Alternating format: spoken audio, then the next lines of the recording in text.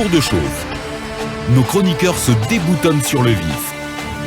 Mohamed, on s'intéresse aux examens nationaux. Le slogan « Zéro fuite » serait-il compromis? Non, il n'est pas du tout compromis. Si, Mohamed. Ce sont certains il est déjà compromis. Ce sont certains non, surveillants parce véreux. Il y a déjà eu fuite, Mohamed. Non, il n'y a pas eu fuite, monsieur. Donc, non, il n'y a pas eu fuite. Le slogan « Zéro La fuite », il n'existe plus. Je vais parler, il monsieur. est mort. Non, attendez, il n'est pas mort.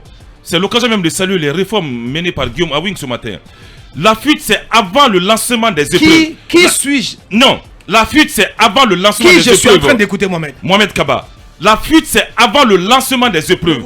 Mais lorsque... Mohamed, oui, avant le lancement des épreuves. Mohamed, oui. Allez-moi, ça s'est passé. Bien. Non, donc vous êtes complice. Non, je ne sais pas. Allez-moi, je vais aller au bout de mes idées. J'ai eu des gens qui ont eu des sujets avant les épreuves. C'est de la diversion. Ce ne sont pas des vrais sujets. Non, pas du tout. Je vais vous expliquer. Bien. Moi, je me suis approché du ministère de l'enseignement préuniversitaire. Le MEPIA. Le MEPIA. On nous apprend que la fuite, c'est avant le lancement des épreuves. Ce sont quelques surveillants véreux, mal intentionnés, qui sont mis à photographier les sujets en disposant dehors. Ces surveillants même, je vous apprends qu'ils seront arrêtés très bientôt. Lorsqu'un ministre pose des actes et qu'il y a des réformes, pour une bonne façon de dire, ne sabotons pas les nouvelles réformes menées aujourd'hui par le ministre Guillaume Awing. On veut tous que les examens soient moralisés. Mais lorsqu'on est là, on prend de l'argent avec des candidats, on a les appareils photographiques pour prendre les sujets en photo, dispatcher et ternir l'image du ministère, ce n'est même pas bon pour la Guinée, ce n'est pas le ministre seulement. Donc mais tu pour la reconnais qu'il y a eu fuite. Il n'y a pas eu fuite.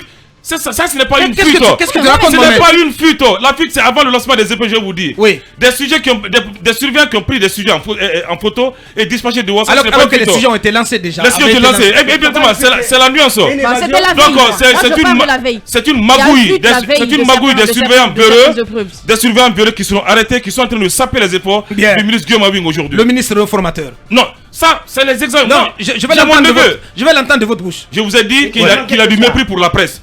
Quand j'ai cité les ministres qui ne veulent pas parler à la presse, j'ai cité Morikone numéro 1, Guillaume Awing numéro 2.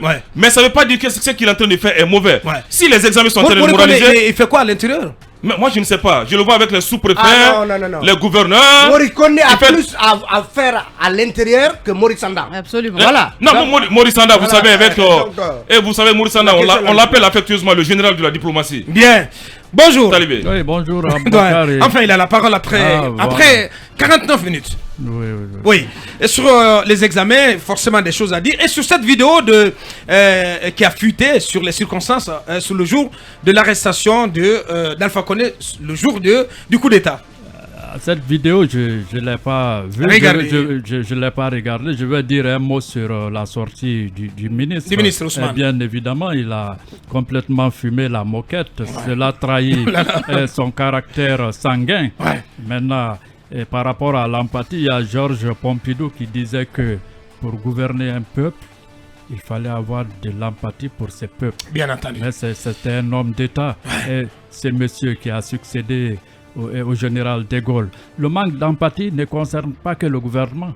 La société civile ou les politiques n'ont jamais organisé une marche ici contre cette hécatombe routière. Effectivement. Les accidents, mais c'est dramatique. Aussi bien à Conakry qu'en province. On n'en parle pas, c'est juste toi de là que j'ai mis mettre, c'est-à-dire le fauteuil présidentiel qui intéresse le Guinéen pour aller pomper du fric. Bien dit. Donc, par rapport aux examens, des efforts ont été déployés, mais il y aura toujours des petits malins pour passer entre les mailles. Les mailles. Bien. C'est comme ça. Voilà qui est bien dit. Talibé, sur la vidéo, donc, le jour du coup d'État, j'ai vu des commentaires sur la toile comme quoi Alpha, le champion du RPG, est un roc, un dur, qui a gardé toute sa sérénité, malgré qu'il était en état d'arrestation. Il était aux mains donc, des militaires, notamment des éléments des forces spéciales, et il venait de perdre le pouvoir. Est-ce qu'il s'en rendait même compte? Mais il tenait quand même à afficher une certaine sérénité face à cette épreuve, Talibé. Oui, on a vu un Alpha Condé qui dans certaines circonstances me rappellerait Alpha Condé en meeting, ou parfois c'est la gestuelle, disons cette répliques, cette répartie qu'il a lorsque on le titille sur des questions genre électricité, genre. On a vu donc Alpha Condé se défendre ce jour-là comme un beau diable. Est-ce qu'il l'a fait dans un état de sérénité, comme certains le disent, ou est-ce que il était encore sous le choc. Il était en conférence de presse, selon certains. Sous le choc. Il Petite était encore conférence sous de le presse. choc de ce réveil matinal du 5 septembre. Brutal. Et on se pose des questions. Mais toujours est-il que sur Alpha Condé là, en tout cas à 80%, c'est celui qu'on connaît qui ne se laisse pas, disons, émouvoir, mettre en pièces par des adversaires ou par en tout cas des gens qu'il avait à côté. Et vous voyez ce soldat qui dit, Monsieur le Président, vous n'êtes plus président puisque vous-même, il dit non, je reste l'élu du peuple. Je suis le président du peuple élu. Ouais. Donc, et pourquoi c'est maintenant d'abord? C'est pourquoi c'est maintenant qu'on diffuse. Ouais.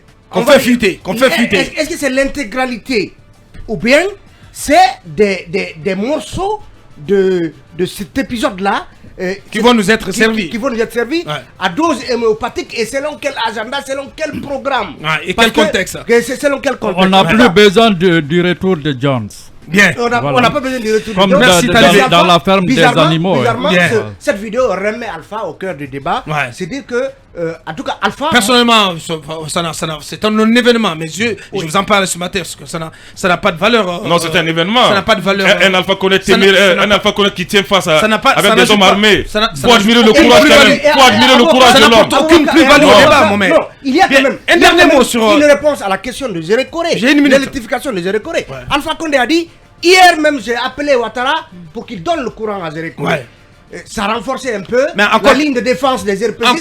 Encore qu'il fallait payer. Il fallait payer 18 millions. Il fallait payer quand même. Il fallait payer. Ça veut pas dire mais que Alpha Condé, sauf que Alpha Condé, il ne payait pas. Il fallait payer une 80aine de millions de dollars pour que les travaux reprennent sur la nationale Koya Mamou Dabola. Il fallait le faire et c'est le colonel qui l'a fait. Mais il faut admirer le courage au moins d'Alpha Condé. Un dernier mot sur l'association des magistrats de Guinée qui s'en prend au ministre, au garde des Sceaux.